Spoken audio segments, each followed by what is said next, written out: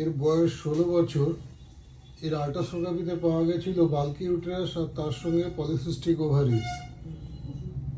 এর পিরিয়ডের কিছু প্রবলেম ছিল, সেই কারণে আমাদের কাছে হোমিওপ্যাথি চিকিৎসা করাতে এসেছিল। মাত্র 2বার ওষুধ খেয়েছে, মাস 3 সম্ভবত। ওই রেগুলার খেয়েছে, কিন্তু 2বার ওষুধ খেয়েছে, তাতে এখন মোটামুটি ভালো আছে। কি কি প্রবলেম ছিল রে তোর? আগে কি কি প্রবলেম ছিল বল? ওই সিস্ট হয়েছিল, শরীর খারাপ, পিরিয়ডে যে প্রবলেম হচ্ছিল, এখন ওগুলো সবকিছু ঠিক হয়ে গেছে। পিরিয়ডের যন্ত্রণা আর হচ্ছে না তো? না, ওগুলো আর কিছু হচ্ছে গত না। 1-2বার পিরিয়ডের সময় তোর যন্ত্রণা হয়নি? না। আর ওই পিরিয়ডের যে লাম্প হতো সেগুলো আর হচ্ছে না? না, একদম না। একদম একদম কোনো আর একদম অসুবিধা পুরো নেই? ক্লিয়ার। ফ্রি? ঠিক আছে।